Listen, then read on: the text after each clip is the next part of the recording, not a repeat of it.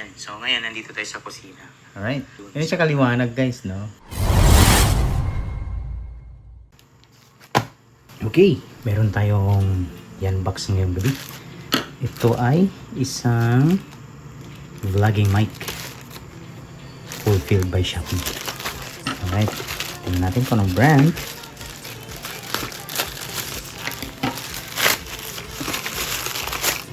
Ayan. So, meron tayong Boya Mini 2 upgraded super mini wireless microphone with AI noise cancellation. Ayan.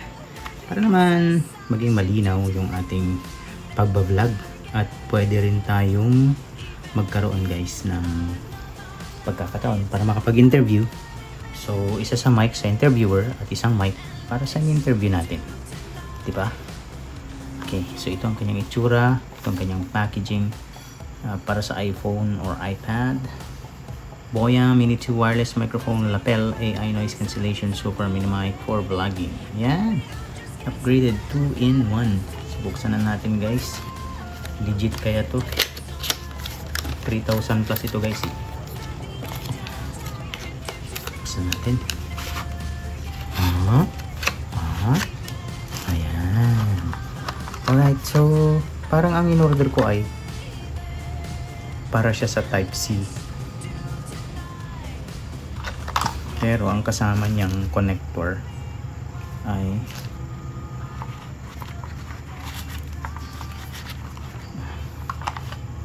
Type-C na ganito lang.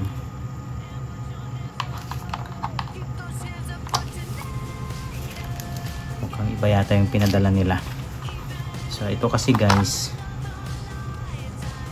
ayan, pwede itong Type-C na ganito, pwede ito sa iPhone 17. Pero sa mga iPhone na may lightning connectors kagaya nito, hindi to pwede. See? Tingnan natin dito sa loob kung anong meron. Okay, so nandito yung kanyang main body. Ito. At yung laman nito ay nandito pala yung isa guys. Oh, kita nyo? So ito naman yung pang lightning na phone. Ito yung pang Android. Tsaka sa iPhone na mas bago, iPhone 17, Type-C na ganito. Yung mga lumang iPhone, ito, Type-C na ganito. Alright, so nandiyan na yung mga transmitter nilang dalawa. Ito yung ating mini microphone. Ganyan siya pag nakaupo. So meron siyang sariling charging contacts dito. So tatanggalin natin yan mamaya para makapag-activate siya, no? So, ganyan siya pag nilalagay. And then ganyan. So para ma-testing na natin ito, tanggalin natin yung mga connectors dito. I mean yung takip dito guys sa ilalim. Nang sa ganun ay makapag na siya, makapag contact na siya doon. Ayan. Oh, see? Hilo na, no? And then, oops, tanggalin yung kanyang foam.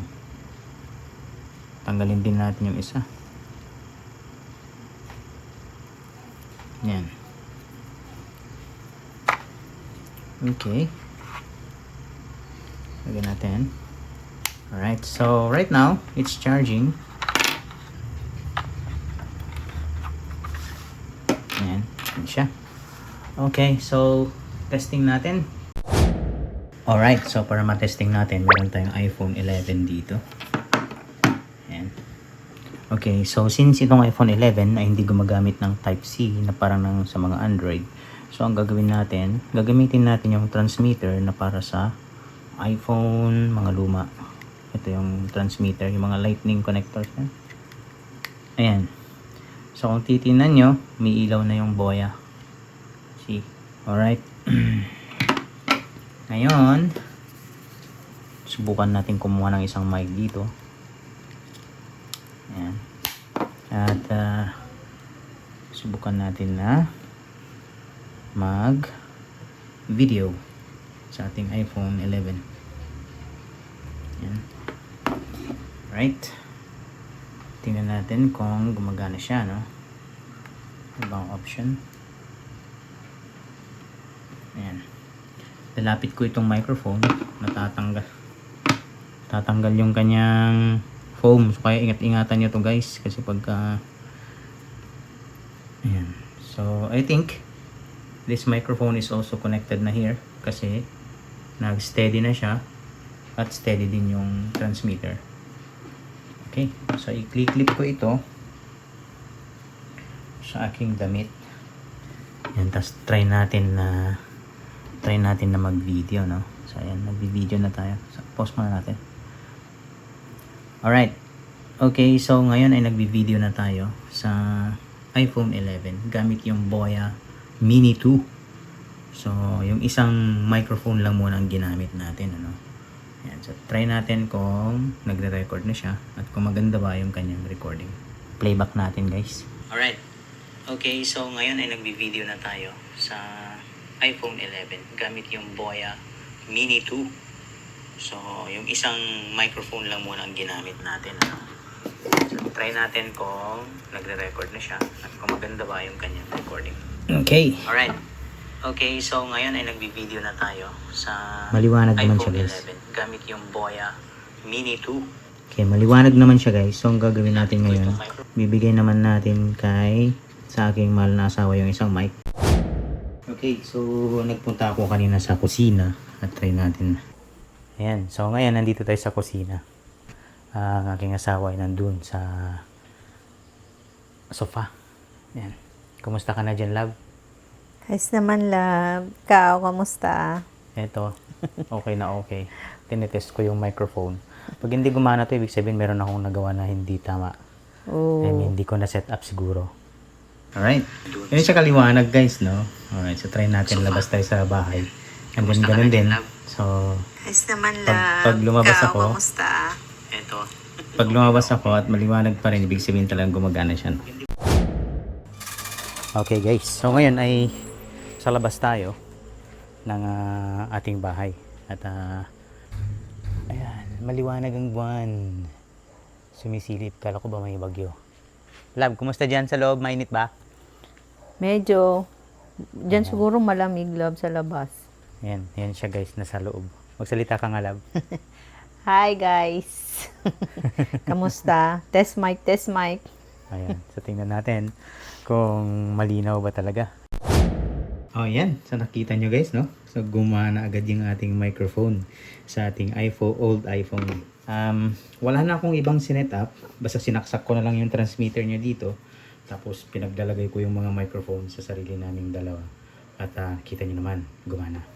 Ngayon naman, ay subukan natin itong transmitter para sa iPhone 17 pataas at saka para sa Android kung ganoon din ang effect.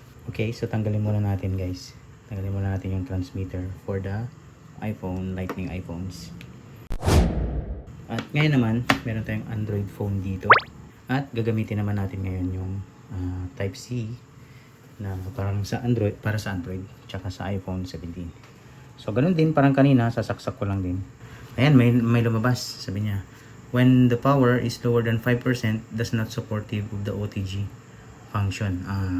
Low-bat kasi itong ating cellphone, guys. So, kuha tayo ng ibang cellphone. Yan, so may lumabas. Connected with the OTG cable. Go to settings and turn on OTG. So, dito, guys, sa Android, meron ka pang mga settings na kailangan gagawin, no? So, dito, sabi niya pumunta ka daw sa settings, then turn on OTG. So, ito siya. So, turn on natin. Yan. Connected the other device successfully, sabi niya dun sa baba kanina. Alright, so kung nakikita nyo, may ilaw na, guys, yung transmitter ng Boya. So, it means na ito ay nagre-receive na ng microphone signals. So, let's start now. Okay, so lalayo tayo. Ayan. So, let's start now with the recording. At lalayo tayo mula sa screen. So, tingnan natin kung talaga bang maliwanag. Lalabas tayo. So, tingnan natin kung talaga bang maliwanag yung microphone, ano. Ayan. So, kung nakikita nyo, nandito ako sa harapan, guys. Tingnan natin kung maliwanag nga ba yung tunog ng Boya microphone. Kahit ganito ako kalayo. So, lalayo pa ako ng konti. Ayan. So, hindi nyo na ako makita kasi gabing-gabi na.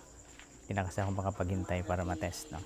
Ngayon naman, guys, ay tinetest natin ang noise cancellation feature ng Boya mic. So, yun yung pipindutin mo lang doon sa may dulo ng transmitter. May malit na button dyan. Ito yung may nakamarkang NR. So, pag pinindot mo yan, magkakaroon siya ng noise cancellation. Mag-i-activate niya yung noise cancellation feature niya. So, pakinggan natin kung napakaliwanag. So, ngayon, habang nasa labas ako, dinig na dinig ko yung mga tunog ng mga insekto dito sa labas. Ganun din yung kapitbahay namin na may kausap sa cellphone. So, hindi ko alam kung marirecord pa, no? Tapos may dumaan pang motor sa likod ko. So, yun. Kita nyo?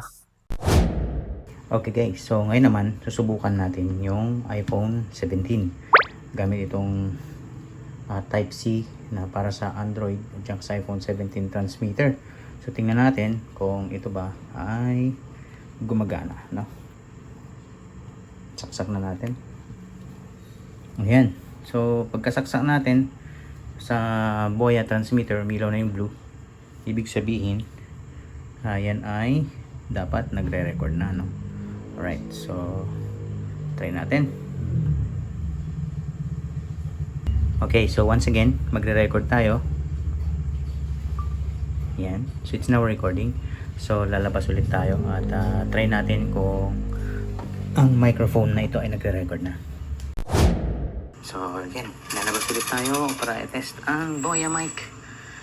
Andito na tayo sa labas at kakausapin natin ang aking mahal na asawa kung para matunayan sa inyo kung magana yung mic o hindi. Love. Yes, good evening. Good evening din. Naririnig mo ba ako? Oo. Basta magsalita ka lang sa normal na boses mo. Normal ko na ito. Talagang malakas lang. Okay. Thank you so much. Ngayon guys, pasok ulit tayo doon sa loob. Ayan. So, nakita nyo guys, no? So, gumagana yung ating microphone na Boya sa both iPhones na pang lightning, mga luma, at sa iPhone 17 na merong Type-C na port na kagaya nito, kagaya ng sa Android. Oo nga pala guys, so nakalimutan kong sabihin kanina na aside from sa main hardware which is mic, meron din tayong USB-C charging cable. See, USB-C ang nakalagay guys. Meron din tayong mga sets of cards. Itong isa ay Boya, parang ano siya, hindi naman siya user manual kasi kailangan mo i-scan ito para ma-download mo yung kompletong user manual. Meron din siyang warranty card at meron ding Boya Mini 2 Quick Start Guide. Yan kung paano mo siya gawin. At meron din siyang bag. Yan, may pouch. Meron siyang pouch na kasama nang sa ganun guys, ay pwede mo ilagay dito yung main hardware at saka yung mga transmitter niya. So, ito ang kanyang housing. Ito lang yung pinakita ko kanina. So, dito sa kanyang case kanina, meron pang isang transmitter dito for Android. Ito ang bubuksan mo ito, ganito ang kanyang itsura. Alright? So, yan ang ating Boya microphone 2. Ito yung kanyang dalawang microphone. Ito yung transmitter.